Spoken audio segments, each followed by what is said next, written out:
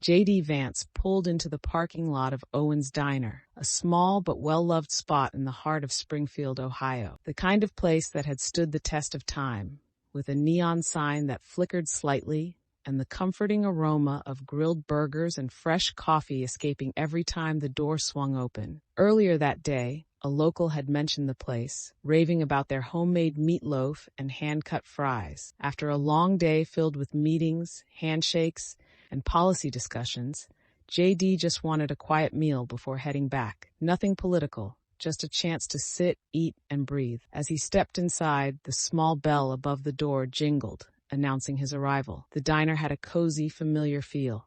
It was the kind of establishment where the same handful of regulars occupied the same booths every night. Near the register, a wall of faded Polaroid pictures showcased decades of customers, staff, and memories. The air was thick with the scent of bacon grease, brewed coffee, and fried food, all blending into the warm hum of casual conversation. J.D. caught the eye of the young hostess behind the counter. She had been smiling until she recognized him. It happened fast. Just a flicker of hesitation across her face, but he noticed. A slight tightening of her lips, a subtle shift in her posture. He glanced around. A few customers had turned to look at him. One man, mid-bite into his burger, leaned toward his companion and whispered something. Across the room, a woman in a flannel shirt set down her coffee mug a little too hard, narrowing her eyes before looking away. J.D. wasn't new to this feeling. He'd been in enough rooms to sense when he wasn't entirely welcome. But here, in a small-town diner, that was unexpected. The hostess hesitated before stepping forward, tucking a loose strand of hair behind her ear. "Good evening," she said, her voice measured. "Are you dining in or taking out?" J.D. let out a small, tired chuckle. "Dining in, if that's all right." Another pause. Too long for such a simple question. She glanced toward the kitchen, her uncertainty clear. "I need to check something real quick," she said, before disappearing through the swinging door. The diner grew quieter. Not silent, but the usual buzz of conversation had dulled. Someone at the counter shifted in their seat. A low murmur passed between two older men in a corner booth. J.D. exhaled slowly, rolling his shoulders back. He wasn't going to make assumptions, but something wasn't right. From the kitchen, muffled voices rose and fell, too indistinct to understand. J.D. stood there, waiting. When the hostess returned, her uncertainty had disappeared. She had made up her mind, or perhaps someone else had made it up for her. "I'm sorry, sir," she said, firmer this time. "We can't serve you tonight." Her words weren't just about business. They were personal. For a brief moment, J.D. said nothing. The weight of the statement hung between them.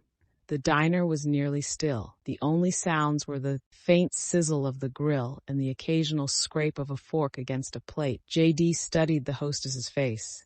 She wasn't being rude, just firm, determined. His gaze flicked past her, toward the small kitchen window. Behind it, two cooks stood partially hidden, their expressions unreadable. He cleared his throat. "Did I do something wrong?" The hostess didn't waver. "We'd just rather not serve you tonight." No excuse about policy. No claim that they were closing soon. Just a statement. J.D. let his hands rest on his hips, exhaling through his nose. He had been in tough situations before. Heated debates, tricky interviews, public criticism. But this was different. This was just a small diner, a place where a man should be able to sit and eat without his name getting in the way. A cough broke the moment. J.D. turned his head slightly and saw an older man at the counter. His blue work jacket was worn at the cuffs, his hands rough from years of labor. The man shook his head to himself before stabbing at his eggs again. Elsewhere, a woman shifted in her seat. Across from her, a younger man, maybe mid-30s, leaned back, arms crossed, watching the situation unfold with a smirk. J.D. took it all in. The eyes that looked away when he met them.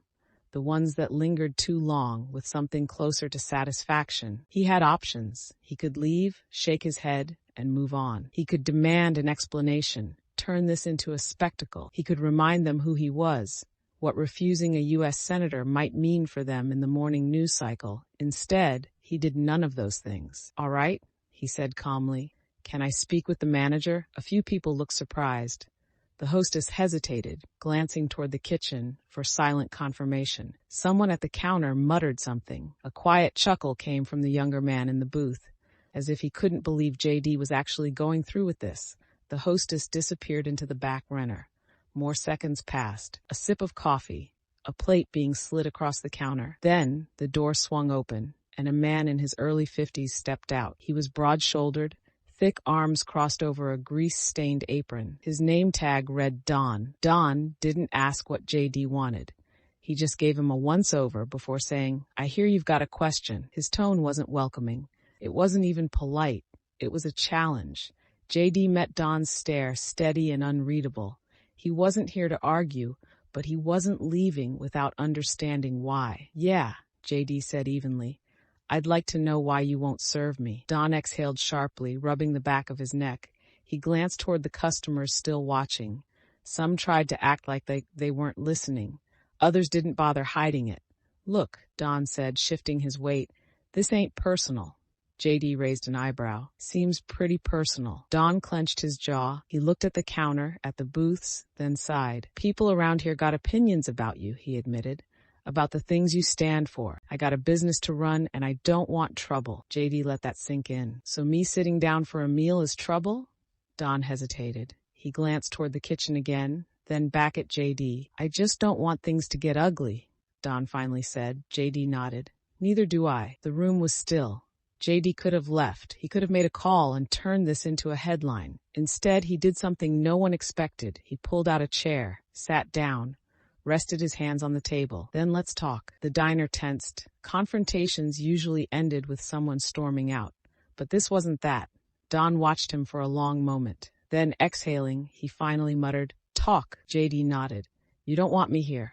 I get that. What I don't get is why. So let's talk about it." And just like that, the tension shifted. JD wasn't fighting. He wasn't running. He was staying, listening. And for the first time that night, the diner wasn't just a place filled with divided opinions. It was a place where a conversation was happening, a real one that no one in that room would forget.